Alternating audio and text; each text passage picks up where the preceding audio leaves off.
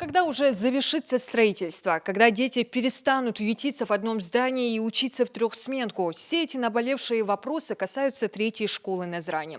В то время, когда в регионе ежегодно строятся с нуля и сдаются в срок новые школы, на территории этой образовательной организации строительные работы не прекращаются уже более 5 лет. Подрядчик жестко нарушил все сроки, не освоил федеральные средства и сделал все, чтобы попасть в список недобросовестных подрядных организаций. Здание школы состоит из 2 корпусов. Согласно заказу, подрядчик должен был один из них снести и построить на его месте новые, а второй реконструировать. Проверить ход работы и поставить все точки в истории долгостроя приехали вице-премьер региона Тимур Фатахов и министр строительства Микаил Балахоев. Правда, директора подрядной организации «Строймонтаж» на месте не оказалось. Только его представители заявляют, что на всех 3 этажах здания сейчас работают всего 6 человек. 100% денег довели, правильно? Да.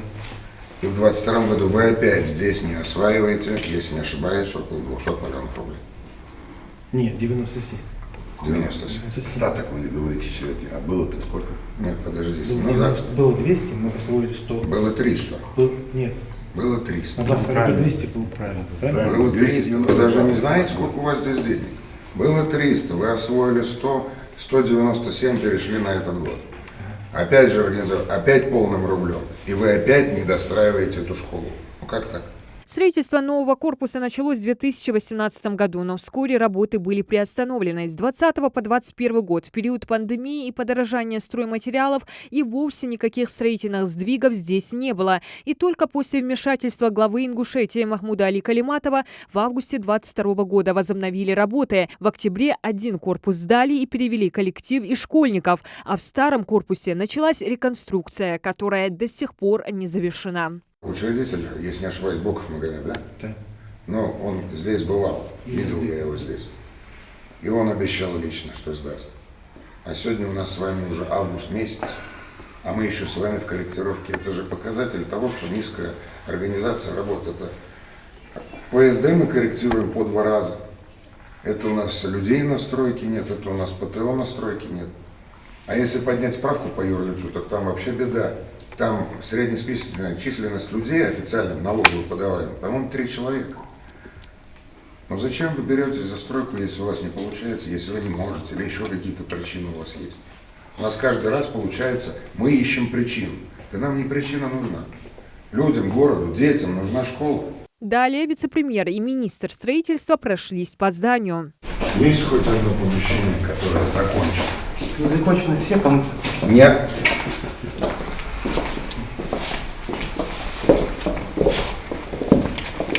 Вот это можно закончить. И то нет. И то нет. Ну, 2 решетки поставили. решетка, выключатель рамки. В общем, не оказалось ни одного помещения, которое полноценно завершено. Такая же картина на 2-м этаже. Работы очень много, людей нету.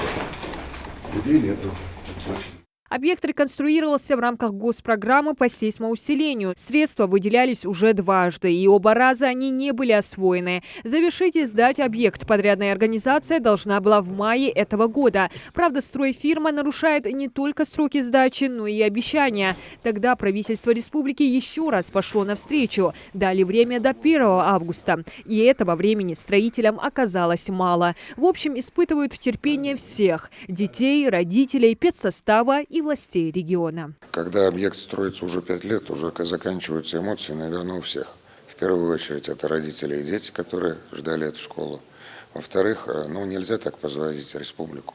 Все-таки очень много сил вкладывается в то, чтобы федеральный центр нам профинансировал объекты, которые в возрасте надо реконструировать. 9-бальная все-таки зона – это не шутки, поэтому были выделены средства, и даже половина этих средств не была освоена в положенный срок. То есть 300 миллионов федеральных денег в декабре 2020 года мы были вынуждены возвратить обратно в федеральный бюджет. И потом более года длилась эпопея, как нам пытались выделить эти деньги.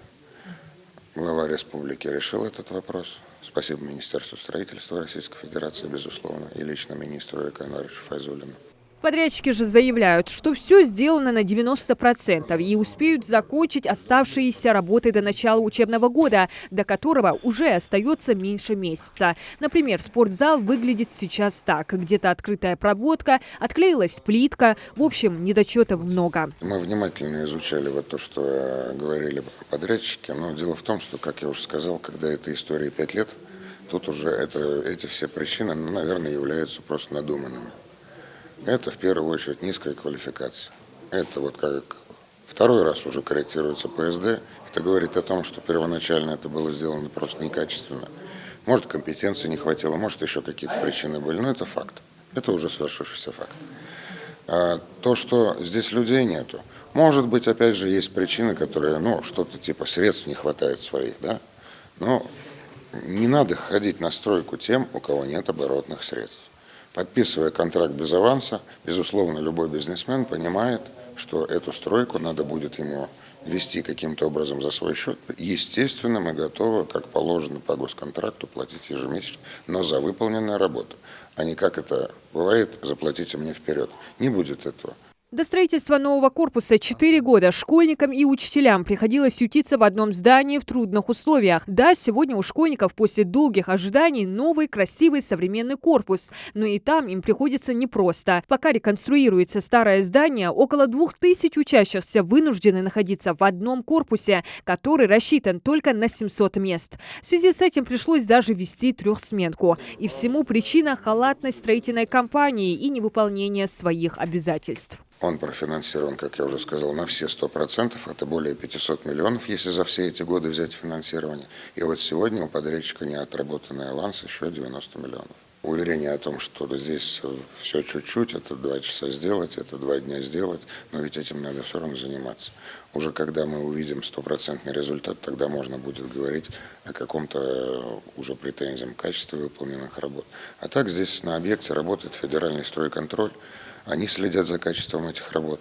Комментировать причину срывов сроков представители подрядной организации отказались. Но избежать штрафных санкций не удастся. Строймонтаж намерены призвать к ответственности за причиненный вред как детям, педагогам, так и в целом республике. Независимо от того, будет он сдан к 1 сентября или не будет, безусловно, к подрядчику будут применены штрафные санкции по условиям госконтракта. И приложим все усилия для того, чтобы включить в его реестр недобросовестных поставщиков, потому что, действительно, это же не единственный объект. Этот же подрядчик у нас поликлиника в Сунже, и абсолютно одна и та же у нас история. Тоже длится с 2018 года, тоже 5 лет строим и тоже никак не сдадим.